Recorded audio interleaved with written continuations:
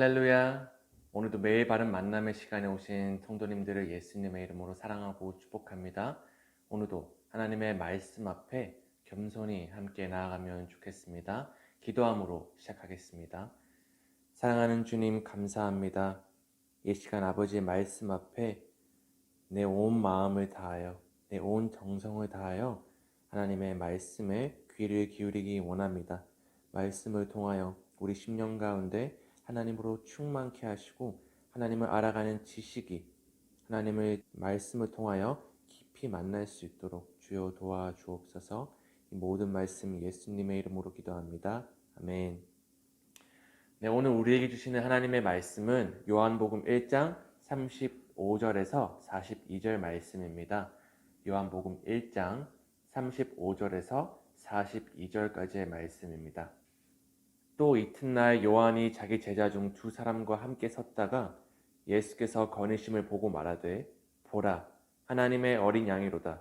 두 제자가 그의 말을 듣고 예수를 따르거늘 예수께서 돌이켜 그 따르는 것을 보시고 물어 이르시되 무엇을 구하느냐 이르되 랍비여 어디 계시오니이까 하니 랍비는 번역하면 선생이라.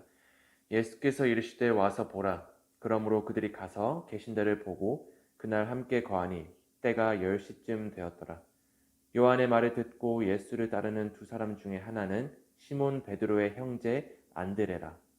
그가 먼저 자기의 형제 시몬을 찾아 말하되 우리가 메시아를 만났다 하고 메시아는 번역하면 그리스도라. 데리고 예수께로 오니 예수께서 보시고 이르시되 내가 요한의 아들 시몬이니 장차 게바라 하리라 하시니라. 게바는 번역하면 베드로라. 아멘. 지금까지 저희는 마태복음, 마가복음, 그리고 누가복음, 즉 공관복음서를 함께 살펴보시면서 예수님과 이 다양한 인물들과의 여러 만남들을 통하여 하나님의 음성에 귀를 기울여 왔습니다. 이제 공관복음은 끝나고 드디어 요한복음에 이르게 되었습니다. 요한복음은 앞서 말씀드린 이 공관복음서와는 여러 차이점들을 가지고 있는데요. 그중 핵심이 되는 한 가지를 말씀드리고 싶습니다. 그것은 바로 공관복음에서는 예수님을 묘사할 때 그분이 메시아라고 명확하게 표현하는 것을 피하는 경향이 있습니다. 반면에 요한복음에서는 예수님을 묘사할 때 이 서문에서부터 로고스라는 단어를 사용하면서 예수 그리스도가 참 하나님이시며 우리의 창조자이시고 독생하신 하나님이시라는 사실을 담대하게 적극적으로 표현하는 것을 볼 수 있습니다. 이 점을 기억하시면서 오늘 말씀을 함께 살펴보면 좋을 것 같습니다. 이제 오늘 본문 말씀 함께 살펴보겠습니다. 35절에 보시면 지금 세례 요한은 자신의 수많은 제자 중 두 사람과 함께 서 있는 장면이 묘사되어 있습니다. 그런데 그들 주위로 지금 예수님께서 걸어가시고 계신 것입니다. 그때 세례 요한이 이렇게 말합니다. 보라 하나님의 어린 양이로다. 아멘. 여기서도 보시면 요한복음이 아직 1장밖에 되지 않았는데 예수님이 구약에 약속된 그 메시아라는 사실을 계속해서 드러내고 있음을 확인할 수 있습니다. 그런데 그 말을 옆에 있던 요한의 두 제자가 듣습니다. 그리고 자신의 스승인 세례 요한을 떠나 곧장 예수님을 따라갔다고 기록되어 있습니다. 그 후 나머지 본문에서 세례 요한은 더 이상 등장하지 않고 이제 모든 조명은 예수님과 이 두 제자와의 만남에 초점을 두고 있습니다. 예수님께서 뒤를 돌아서 두 제자에게 물으십니다. 너희가 무엇을 구하느냐? 이 질문은 다른 말로 무슨 목적으로 나의 제자가 되려고 하느냐 하고 묻는 것입니다. 그러자 두 제자는 랍비여 어디 머물고 계십니까? 라고 되묻습니다. 이 질문의 속뜻은 이 두 제자가 예수님의 삶을 배우고 싶었고 그렇기에 예수님의 제자가 되려고 한다라고 이야기하는 것과 동일합니다. 이에 대해 예수님은 말씀하십니다. 와서 보라. 예수님께서는 그들을 자신이 계신 곳으로 인도하고 그들은 그날 함께 시간을 보내게 됩니다. 40절에 들어서게 되자 우리는 그 두 제자 중 한 인물의 이름을 비로소 알게 됩니다. 두 사람 중에 하나는 시몬 베드로의 형제 안드레라. 바로 예수님의 12제자 중 한 명인 안드레입니다. 그렇게 예수님과 교제를 나누다 안드레가 가장 먼저 한 일이 있습니다. 그것은 바로 자신의 형, 미래의 예수님의 수제자가 될 시몬 베드로에게 마침내 우리가 메시아를 만났어 라고 이야기하는 것입니다. 그리고 안드레는 그를 이끌어 예수님께 데려옵니다. 예수님께서는 시몬을 보시자마자 너가 요한의 아들 시몬이구나.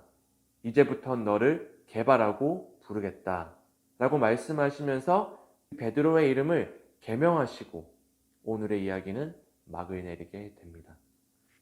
그렇다면 여기서 우리는 한 가지 궁금증이 생깁니다. 도대체 이 본문 말씀이 이 현 시대를 살아가는 우리들에게는 도대체 무슨 상관이 있느냐 하는 것입니다.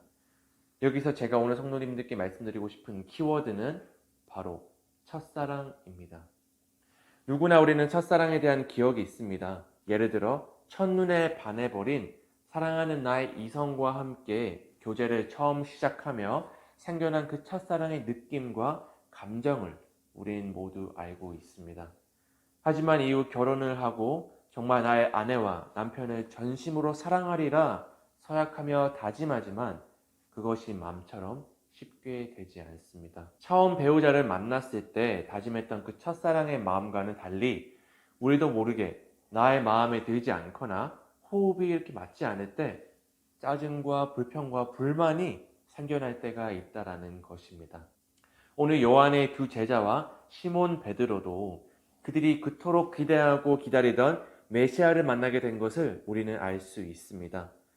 요한의 두 제자는 지체 없이 자신의 옛 스승 세례 요한을 버리고 예수님을 따라갔고요. 이 안드레의 형 시몬 베드로도 동생의 말 한마디에 곧장 예수님께 나아왔습니다. 결국 그들 마음 가운데는 예수님을 향한 강렬한 첫사랑이 생겨난 것이었습니다. 물론 신앙이 이 감정과 느낌으로 하는 것은 절대 아닙니다.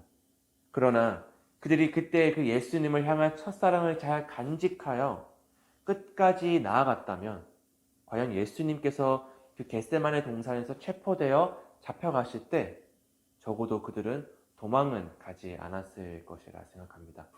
단순히 누군가를 혹은 무언가를 좋아하는 건 누구나 할 수 있습니다. 하지만 끝까지 첫 마음을 붙들고 사랑하는 것은 굉장히 어렵습니다. 사랑하는 성도님들, 우리는 누구나 예수님을 인격적으로 만나게 된 그 첫 순간, 그 첫사랑을 가지고 있습니다. 예수님은 나의 주인임을 인정하고 나의 모든 삶이 주님의 주권에 있음을 고백함으로 주님의 그 사랑 안에 온전히 머물렀던 바로 그 첫 순간, 바로 그 첫사랑을 주님 앞에서는 그날까지 우리는 지켜나가야 할 것입니다.